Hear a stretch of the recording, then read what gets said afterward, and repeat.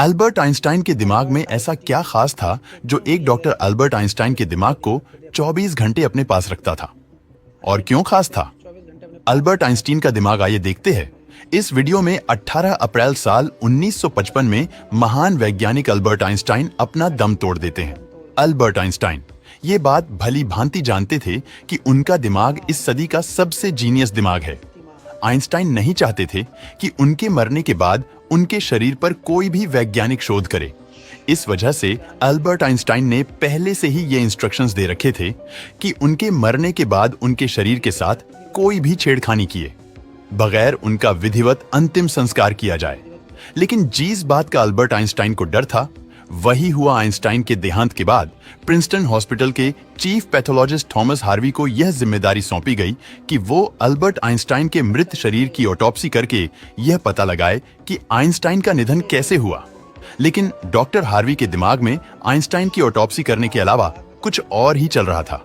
Doctor Harvey को लग रहा था कि आइंस्टाइन के दिमाग में कुछ तो ऐसा सीक्रेट है जिसकी वजह से आइंस्टाइन एक नॉर्मल नहीं बल्कि एक जीनियस व्यक्ति है।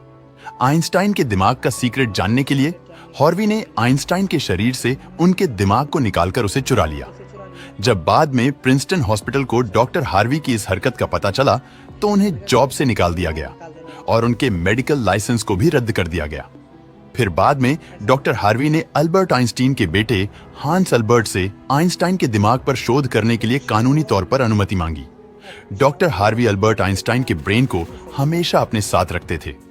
डॉक्टर हार्वी ने अल्बर्ट आइंस्टाइन के ब्रेन के बहुत सारे फोटोग्राफ्स लिए। उन्होंने आइंस्टाइन के ब्रेन के 240 टुकड़े करके उन्हें अलग अलग जार में प्रिजर्व किया। साल दर साल गुजरते जा रहे थे। डॉक्टर हार्वे को आइंस्टाइन के ब्रेन के बारे में कुछ समझ ही नहीं आ रहा था। फिर उन्होंने डिसाइड किया कि वो आइंस्टाइन के ब्रेन के अलग अलग हिस्सों को दुनिया के जाने माने न्यूरोपैथोलॉजिस्ट को भेजेंगे और उन्होंने ऐसा ही किया। और 30 सालों के बाद पहली बार साल 1985 में आइंस्टाइन के दिमाग पर कोई स्टडी पब्लिश की गई रिसर्च में पता चला कि आइंस्टाइन के दिमाग का एक हिस्सा जिसे कॉर्पस कैलोसम बोला जाता है वो आम इंसानों के दिमाग से ज्यादा बड़ा था।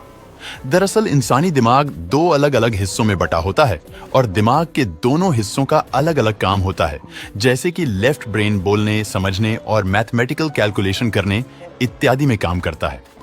वहीं राइट ब्रेन लॉजिकल चीजों को देखता है, जैसे कि क्रिएटिविटी, अलग अलग शेप्स को पहचानना इत्यादि। दिमाग के इन दोनों हिस्सों को जोड़ने का काम एक ब्रिज का होता है जिसे कॉर्पस कैलोसम बोला जाता है।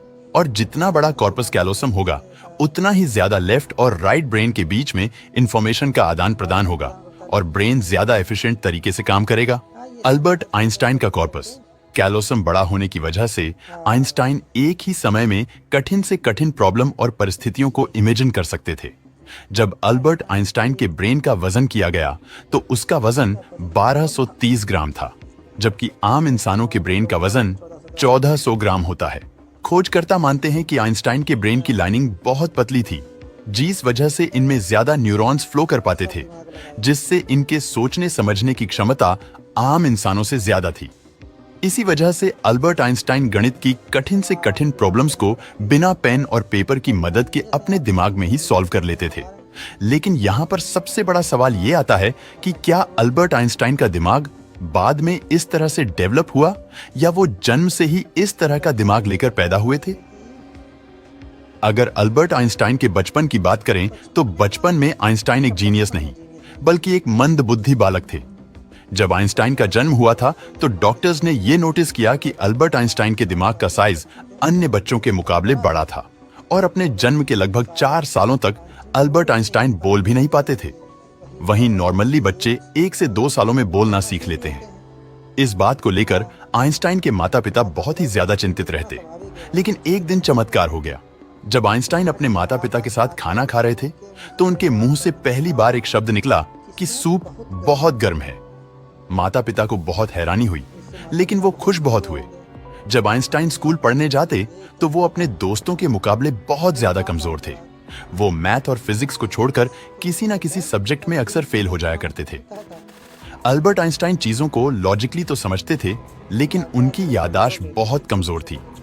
जब आइंस्टीन 12 साल के थे तब उनकी फेन मिली टीचर अपनी ज्योमेट्री की किताब आइंस्टीन के पास भूल गई और आइंस्टीन ने एक ही दिन में उस किताब को पढ़कर अपने ज्योमेट्री के सारे कॉन्सेप्ट क्लियर कर लिए और सिर्फ 14 साल की उम्र में उन्होंने मैथ और साइंस में इतनी पकड़ बना ली थी कि जब भी वो क्लास में कोई सवाल पूछने के लिए अपना हाथ खड़ा कर दे तो अच्छे अच्छे प्रोफेसर्स घबराने लगते थे, क्योंकि आइंस्टाइन के सवाल टीचर्स के ऊपर से निकल जाते। एल्बर्ट आइंस्टाइन का ब्रेन एक जीनियस ब्रेन था।